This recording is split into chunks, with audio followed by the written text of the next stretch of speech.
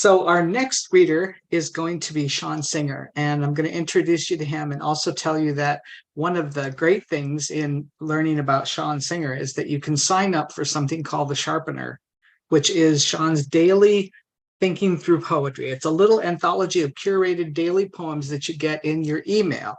And it's also on Substack, and I believe you can sign up for the free version or you can sign up for the paid version and get more content. And I have to tell you, most of you probably are like me and you get daily poetry things, a line of them every morning. This is one I go to first and really look at a lot. It's a wonderful, wonderful resource. But let me tell you about Sean. He's the author of Discography, which was published by Yale University Press in 2002. He is the winner of the Yale Series of Younger Poets Prize, selected by W.S. Merwin and Norman Farber First Book Award from the Poetry Society of America. Honey and Smoke is his second book by Eyewear Publishing in 2015. And Today in the Taxi by Tupelo Press in 2022 is his most recent book. It won the 2023 National Jewish Book Award. He has a manuscript consultation service, and I'll be putting the link to that and other links in the chat. And I wanted to share with you a couple of quotes from people I think you'll know. Ellen Grossman said Sean Singer is a poet who compels admiration. The urgency that drives Singer's poems and makes them exceptionally present to the reader derives from an intuitive alliance with a creative principle, which is more interesting than the poet's self or the poem's words. The vitality of Sean Singer's work, the singular intuition in which he will, I trust, continue to allow us to participate, flows from a deep source. Yusuf Komunyakaa also talked about Sean's book, Honey and Smoke, and said it's made of life's raw lyrical poet or energy, where jazz becomes a spiritual compass. The poet's satirical wit drives each poem toward intimacy. There's a buoyancy in this urgent collection where the real world and the internal world converge. And then I'll read just a little tiny bit from W.S. Merwin, who said, Sean Singer is a poet. The inventiveness, the singularity, and the apparent newness of his language are recognizable through all the variations of subject, form, and tone. It is what conveys his projected representation of the obsession that is his theme, its sweetness, its momentum, its solitude, its terrors. It provides the consistent, disturbing authority of poem after poem. Thank you, Sean, for being here with us. We're so anxious to hear your poems. Thank you so much. So these are prose poems about my experiences driving a taxi in New York, which I did from 2014 until COVID started in spring of 20. 1/10. Today in the taxi, I brought a man from Midtown to someplace in Astoria near the airport. He asked me to take him round trip. We got to the address and he waited outside the place, and someone came out and handed him a brown paper bag. The man gave the person some cash. Then we left. He asked me to drive him to the E train instead. I don't believe in saints or omens, early winds, or the pink luck of a sunset. I don't see the Lord's love with her incisions and furry ornaments. The vehicle is not just a way to get to the crime, but somehow to bless whatever the journey needs.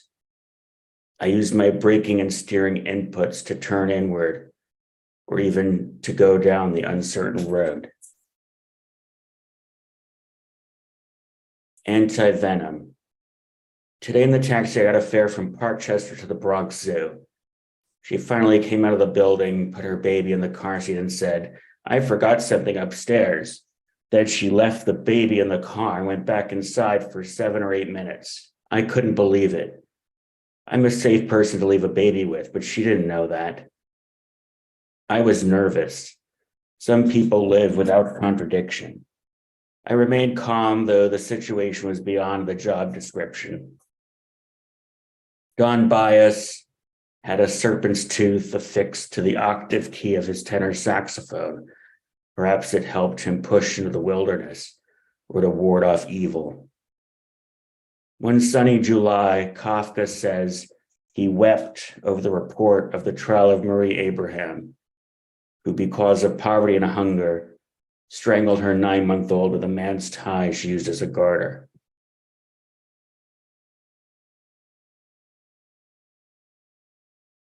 Burnt plastic. Today on the taxi, I picked up a Wall Street type on Park Avenue near 48th Street. He was going to Montclair, New Jersey. His house was on fire, and he spent the trip on the phone, barking orders at his wife, his roofer, his contractor, his insurance company, and at me. He kept saying, "Go this way," or "Which way are you going?" He said to someone, "There are firearms and ammunition in the house." Periodically, he held back tears. It was a long 25 miles for me, and I suppose longer for him. We got there, and the house was burning. The Talmud says, nature rules over all things except the terror it inspires.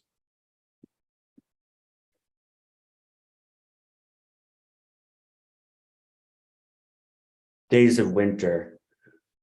Today in the taxi, I brought a Chinese couple, parents of a student at Columbia, from Amsterdam Avenue to JFK.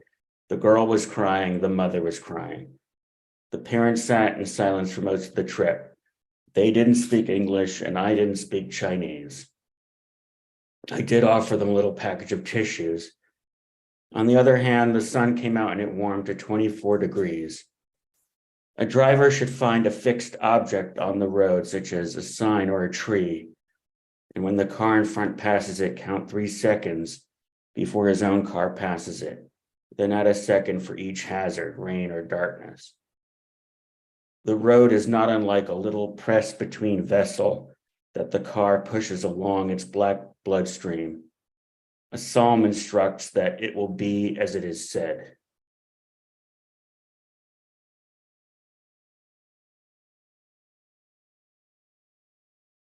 Fire unknown even to yourself. Today in the taxi, I got a fare 19th and 5th. She was going to the World Trade Center. I noticed after I dropped her off that she left a can in the door pocket. When I went to pick up the garbage, it was a can of wine. I didn't even know they made wine in cans. I wondered how people get through the day. Pablo Casals practiced the 6 Bach cello suites for 12 years before performing one in public. I get that it's important to control her sensory ups and downs on the way to what? A first date, an interview? No one knows which bowings and dynamics Bach intended, so cellists can leave it up to their own interpretations. One time, a passenger exited the car and said, "I like your driving style." Janos Starker smoked 60 cigarettes a day. Imagine the smell of his beloved cello. He recorded the Bach cello suites 5 times. I thought of blue flames that are neither liquid nor solid, the quick rust like a jewel.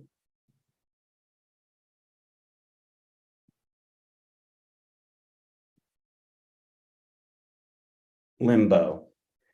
Today in the taxi, driving a commercial real estate type from 43rd and Madison to 57th and Park, I said, "Would you prefer to go at Madison or Park?" He said, "It doesn't matter. Either way, we're fucked."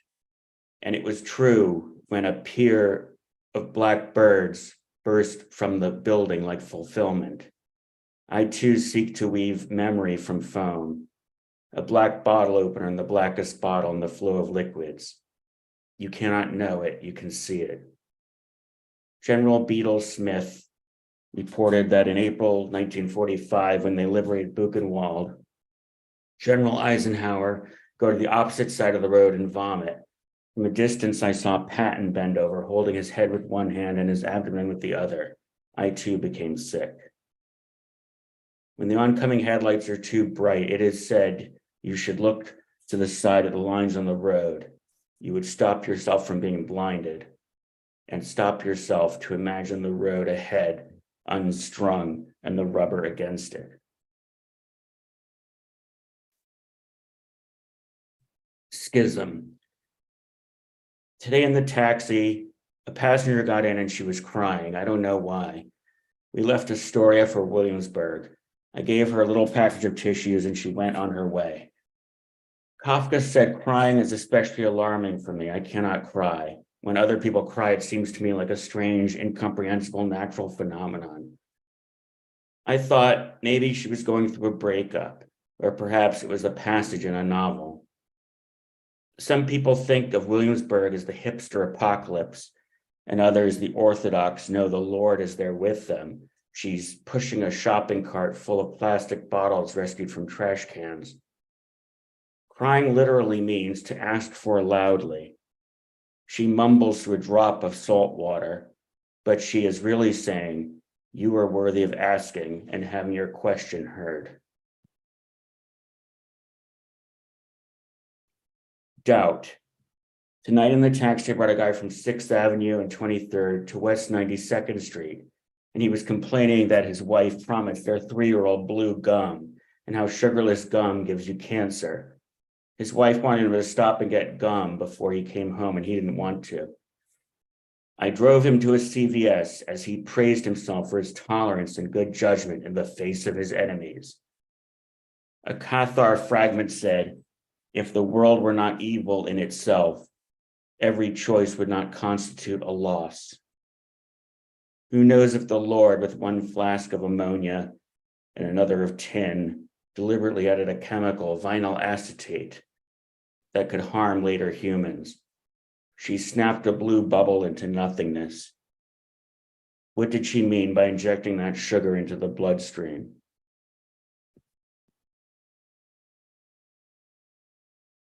Who's sorry now? Today in the taxi, it was a couple on the corner of 14th Street and 7th Avenue. The woman was wearing giant ski goggles. She said to me, "He said I was the greatest fuck on the planet." I said, "That's a nice compliment," and moved on. Martin Buber said, in an encounter, something happens to a person. It is at times like a light breath, at times like a wrestling match. No matter, it happens. The body stays the same, all edge and shell, but the soft part is the anvil of light pushing against the copper envelope. E minor sonata.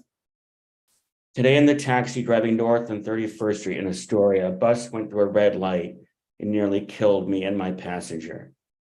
Hit with a heavy object, some carry-on with wet fur is misshapen, red, part raccoon, and Washington road light. If ever there was wanting, you have found it. If something was lost, let it be discovered. Dusk's varnish, please swallow the continent whole. Earlier, my passengers were making out like they were the last people on earth. Simone Weil said, "Attention is the rarest and purest form of generosity."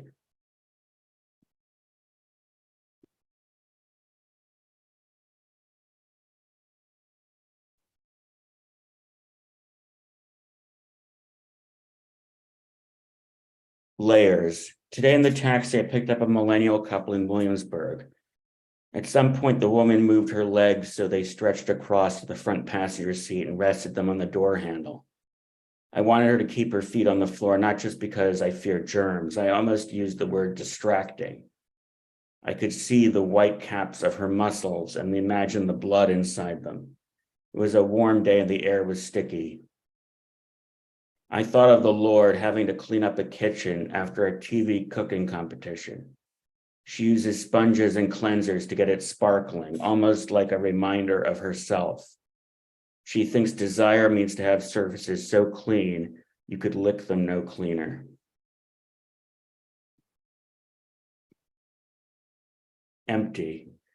Today in the taxi, I got a couple on Lafayette Street going to the Home Depot on West 23rd Street. The woman was about 8 months pregnant. At some point, the man started sobbing. "We're in debt every month. We're so close to the edge. I can't do this anymore." The woman said, "I'll return it. I had no idea you were this upset. I've never seen you this upset before."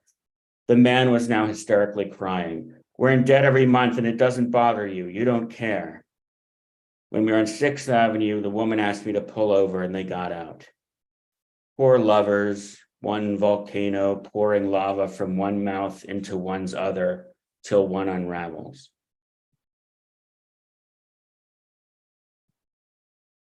Floating. Today in the taxi, I brought the famous jazz drummer's wife, Elena, all around Harlem doing errands. Cobb is the last surviving member of the band that recorded Kind of Blue. We went to the bank and to the pharmacy. She let loose with some stories. It was as if his music was not alone waking up from its dream. I remembered a psychiatrist who said children wake up in the middle of the night, not to see if you're there, but if they're there. I thought of how his wire brushes made this sound, like neither fish nor mammal, but this warm ebbing handling a spine.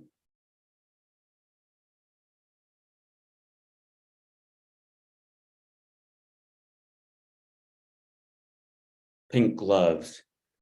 Tonight in the taxi, I drove 4 women from a bachelorette party, complete with their tiaras and feathers, to another bar.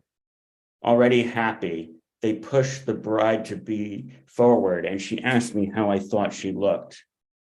I was too taken aback to answer much of anything. She was liquid, prehistoric, and my little body burned. I thought of the Lord throwing handfuls of little sequins at the party, as if to say, there is no other life but this one.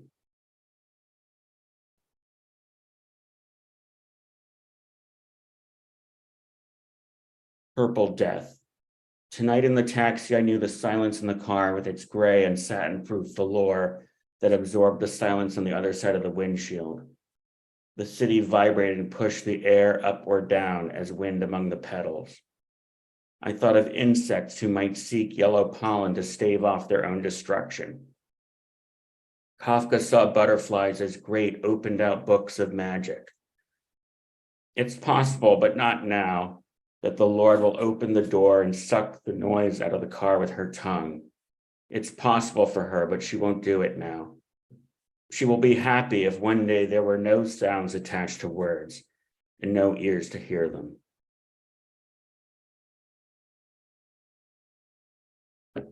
Verse. Today in the taxi, I picked up a woman with a little girl, maybe 5 or 6, on West 91st going to West 68th Street.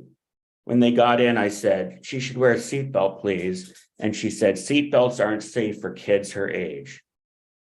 I'm a safe driver, but in a crash, whatever isn't strapped down will continue flying forward at whatever speed the car was traveling. I imagined fears of the apocalypse, yellow ants and bacteria coming from the ice caps. All will suffer. Who knows what danger we may have encountered had they worn seatbelts. Once it was claimed that the prophets can command things not in accord with the law. An old rabbi called it a commandment which is fulfilled by means of a transgression. They opened the door and went on their way. Strawberry. Tonight in the taxi, I started on West 120th Street and went to Hoboken, Secaucus, and all over Midtown.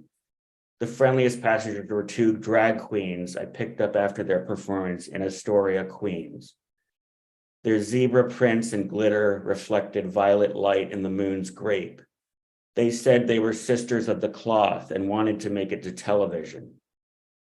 The night ended with a summons because I made a U-turn on 116th Street.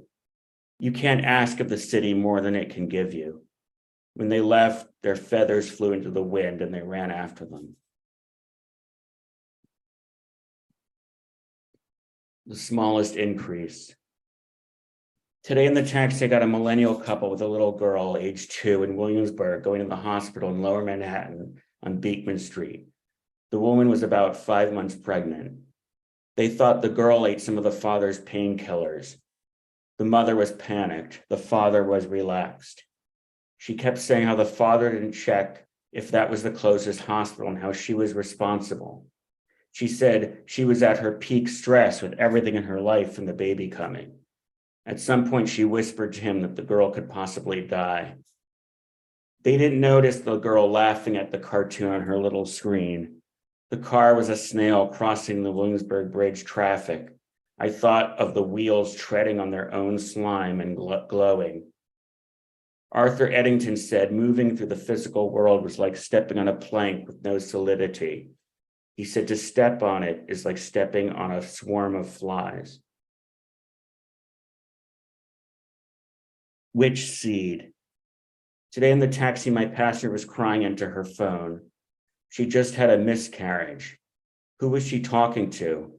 Her mother, perhaps. She hoped there was an invisible hand that had some purpose in her tragedy. I pictured the Lord and her shelf of jars and vapors, her amino acids and carbons fit together with one black wheel and one white wheel. Every Sabbath, the rabbi would remove the slip of paper with her name on it from the golem's mouth, and it would become lifeless, nothing but a thimble full of little clay cells.